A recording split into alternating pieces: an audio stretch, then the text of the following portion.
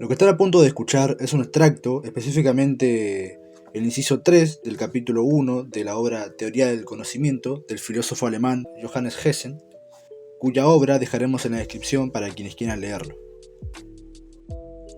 Sobre el relativismo se ha hablado harto ya, y es sin duda quizás la concepción filosófica con respecto a la idea de la verdad que más impera en esta sociedad posmoderna. Creo yo, quizás por una cuestión de buenismo de la gente, de no buscar quizás la confrontación, de una naturaleza pacifista, que muchos cristianos, y esto lo hago mención porque, somos nacionalistas cristianos, católicos, como es mi caso personal, el que está hablando ahora mismo, y sinceramente da un poco de irritación, ciertamente fastidia y enoja que el mundo cristiano y sus representantes avalen esta actitud relativista con respecto a la verdad para no buscar justamente la confrontación. Nosotros no rechazamos la lucha, sino que la abrazamos y la consideramos inclusive sinónimo de vida. Creo que la cita que estoy colocando ahora mismo de Scalabrini Ortiz lo deja más que claro. Quiero dejar en claro que consideramos nosotros, los de Resurgir Nacional, que una sociedad que tenga como principio moral y ético la relatividad no puede ser una sociedad que genere obra fecunda, una sociedad mínimamente decente o buena, todo lo contrario.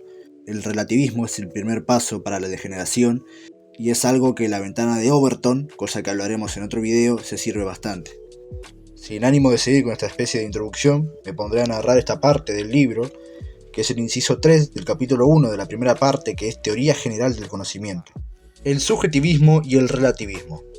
El escepticismo enseña que no hay ninguna verdad. El subjetivismo y el relativismo no van tan lejos. Según estos, hay una verdad, pero esta verdad tiene una validez limitada. No hay ninguna verdad universalmente válida. El subjetivismo, como ya indica su nombre, limita la validez de la verdad al sujeto que conoce y juzga. Este puede ser tanto el sujeto individual o el individuo humano, como el sujeto general o el género humano.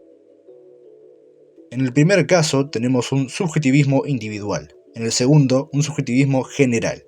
Un juicio es válido únicamente para el sujeto individual que lo formula. Si uno de nosotros juzga, por ejemplo, que 2 por 2 es igual a 4, este juicio solo es verdadero para él desde el punto de vista del subjetivismo. Para los demás puede ser falso. Para el subjetivismo general hay verdades supraindividuales, pero no verdades universalmente válidas. Ningún juicio es válido más que para el género humano. 2 por 2 es igual a 4 es válido para todos los individuos humanos, pero es por lo menos dudoso que valga para seres organizados de distinto modo.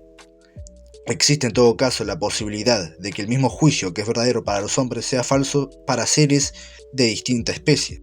El subjetivismo general es, según esto, idéntico al psicologismo o antropologismo. El relativismo está emparentado con el subjetivismo. Según él, no hay tampoco ninguna verdad absoluta, ninguna verdad universalmente válida. Toda verdad es relativa. Tiene solo una validez limitada.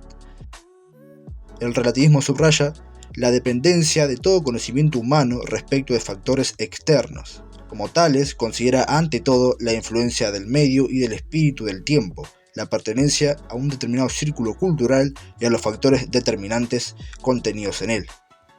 Al igual que el escepticismo y el subjetivismo, el relativismo se encuentra ya en la antigüedad. Los representantes clásicos del subjetivismo son en ella los sofistas. Su tesis fundamental tiene su expresión en el conocido principio de Protágoras.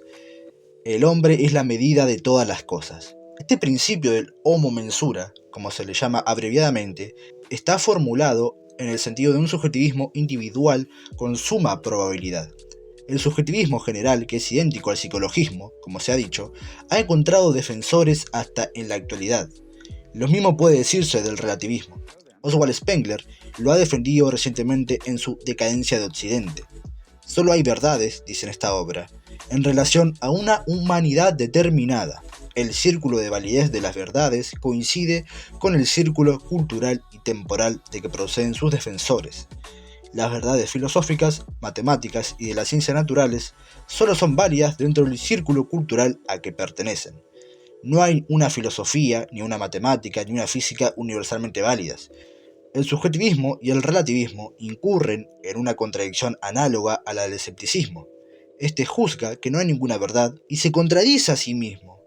El subjetivismo y el relativismo juzgan que no hay ninguna verdad universalmente válida, pero también en esto hay una contradicción. Una verdad que no sea universalmente válida representa un sinsentido. La validez universal de la verdad está fundada en la esencia de la misma. La verdad significa la concordancia del juicio con la realidad objetiva. Si existe tal concordancia, no tiene sentido limitarla a un número determinado de individuos. Si existe, existe para todos. El dilema es, o el juicio es falso y entonces no es válido para nadie, o es verdadero y entonces es válido para todos. Es universalmente válido. Quien mantenga el concepto de la verdad y afirme, sin embargo, que no hay ninguna verdad universalmente válida, se contradice pues a sí mismo. El subjetivismo y el relativismo son, en el fondo, escepticismo, pues también ellos niegan la verdad, sino directamente como el escepticismo indirectamente atacando su validez universal. El subjetivismo se contradice también a sí mismo, pretendiendo de hecho una validez más que subjetiva para su juicio. Toda verdad es subjetiva. Cuando formula este juicio no piensa ciertamente, solo es válido para mí, para lo demás no tiene validez. Si otro le repusiese, con el mismo derecho con que tú dices que toda verdad es subjetiva, digo yo que toda verdad es universalmente válida. Seguramente no estaría de acuerdo con esto. Ello prueba que atribuye efectivamente a su juicio una validez universal. Y lo hace así porque está convencido de que su juicio acierta en la cosa, reproduce una situación objetiva. De este modo supone prácticamente la validez universal de la verdad que niega teóricamente. Lo mismo pasa con el relativismo. Cuando el relativista sienta la tesis de que toda verdad es relativa, está convencido de que esta tesis reproduce una situación objetiva y es por ende válida para todos los sujetos presentes. Cuando Spengler, por ejemplo, formula la proposición anteriormente citada, de que solo hay verdades en relación a una humanidad determinada, pretende dar expresión a una situación objetiva que debe reconocer todo hombre racional. Supongamos que alguien la repusiese. Con arreglo a tus propios principios, este juicio solo es válido para el círculo de la cultura occidental, pero yo procedo de un círculo cultural completamente distinto. Siguiendo el invencible impulso de mi pensamiento, tengo que oponer a tu juicio este otro. Toda verdad es absoluta. Con arreglo a tus propios principios, este juicio se halla tan plenamente justificado como el tuyo. Por ende, me dispenso en el futuro de tus juicios, que solo son válidos para los hombres del círculo de la cultura occidental. Si alguien hablase así, Spengler protestaría con toda su fuerza, pero la conciencia lógica no estaría de su parte, sino de la de su contrario. Y hasta acá llega esta parte de la obra de Hessel. Sinceramente me parecía muy interesante compartirlo. Aparte estuve viendo en el artículo de Wikipedia que es un filósofo católico, por lo cual me llamó profundamente la atención. El PDF del libro lo subí a la Biblioteca de Resurgir Nacional, que estará en la descripción como en todos los videos, así que podrán leerla sin problemas. Por cierto, me acabo de fijar que ya el directo que hicimos con Nicolás Quintana y Bruno Acosta Pastore llegó a más de las 1000 visitas, por lo cual sin duda estamos muy agradecidos, la verdad. Y nada, me gustaría avisar ya de paso que, como ya avisé en el directo de hecho, pero lo vuelvo a avisar acá, que se viene un directo con un señor de Argentina para hablar sobre la figura de Silvio Gesell y el orden económico natural, un economista del Río de la Plata bastante desconocido dentro de los pensadores de la economía del siglo XX, pero sin duda merece la atención. Y eso sería todo, nos vemos el próximo directo, hasta pronto.